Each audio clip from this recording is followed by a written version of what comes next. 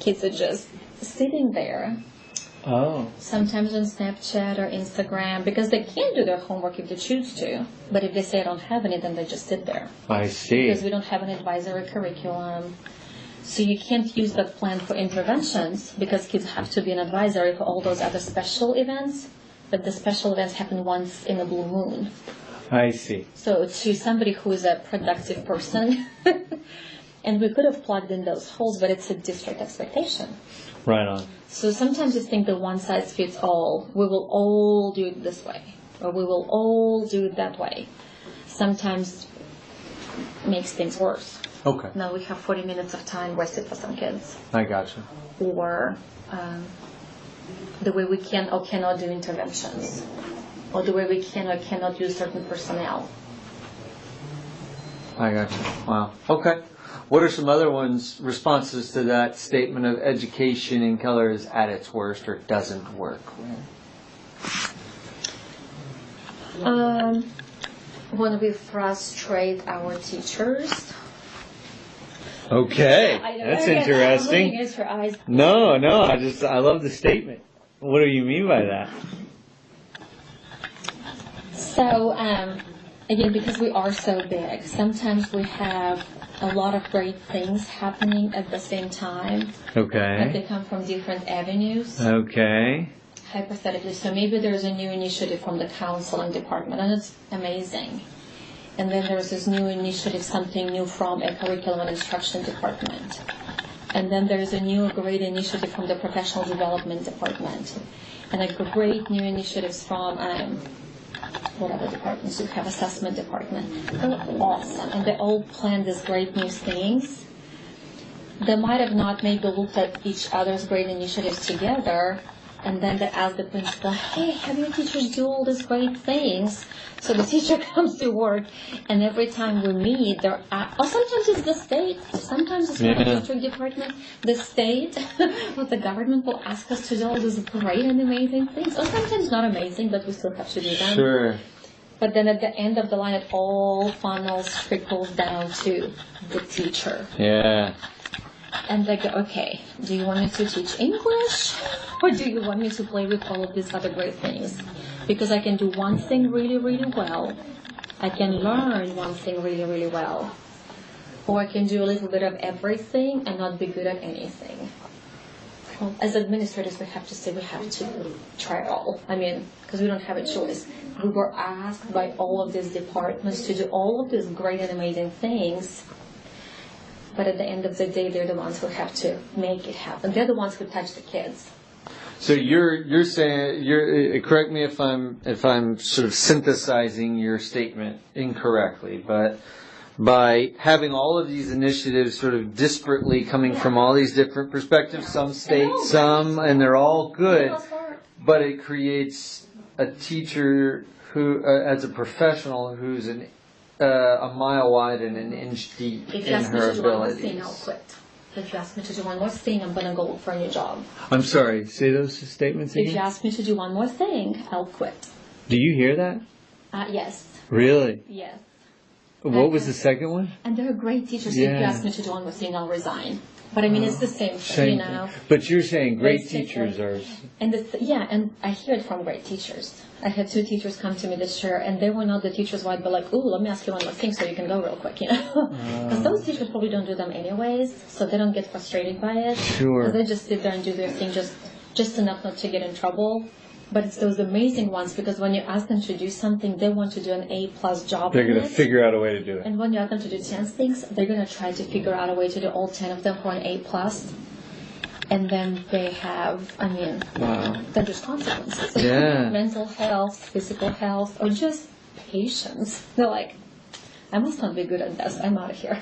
I see. I'm going to go work for a textbook company. Yeah. Well, wow. I'm going to go write textbooks. They pay better too. So. And you hear statements like that? Yeah. Where they've obviously looked at other fields in education. Yeah. And that's what they teach them, like, you can't go. Wow. The kids need you so bad, you have to stay here. You're not going anywhere. Wow. If I have to buy you Starbucks every morning, I will. What can I do? And is that part of what you were bringing up earlier, where you feel like what drives you to come here is to make that teacher stay? Yes. So Like if when it is a comes to Starbucks adults, every morning, yes. I'm going to have to ask you to do this one more thing, and it sucks that I'm going to have to do it, but I'm going to bring it with a Starbucks when I ask every you. morning. Okay. Yes, these kids need this teacher next year. Okay. They cannot lose that teacher next year. So you see a lot of your job description as keeping the great teachers here. Yes. Because you're hearing. I do a lot of counseling. Of teachers. Grown-ups and kids and parents. A lot. And is it all for that reason? You're saying the teachers, it's trying to get them to stay here. Yeah, I mean, yes, not all of that, but I mean, there's others, but a lot of that with great teachers is that. What are you typically counseling students on? In my building, all of my frequent flyer babies are... What's that? It's like the ones who come here all the time because they're in trouble, or they're tardy, or they did they did something they're not supposed to. I call them my VIP section. The ones who I know really well, by Labor Day. I gotcha. I know your name, I know what you look like. Once I get to know them, a lot of them, not just don't have a mom or don't have a dad. It's, my mom died from an overdose. Oh, my dad's in jail. It's those types of things. Wow.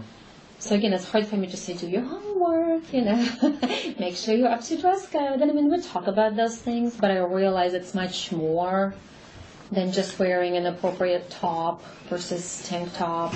It's much more than make sure you're not tardy for first period when she was figuring out what to feed her two siblings in the morning because her mom didn't sleep home last night. And she knows where she was, but, that doesn't make her morning life any easier because she has two elementary sisters. And she fed them ramen noodles for breakfast, they came to school. So, it's a lot of, okay, how can I help you as a person first? Before I can teach you that, school isn't, I want you to be college bound. She's like, I just want to make sure I have something to eat tonight. So before I can do my big picture educational goal setting with them, I first have to say, okay, do you have a coat? Do you know if your mom's coming home tonight? What can I do for you guys? Do we need to get you some shoes for athletics?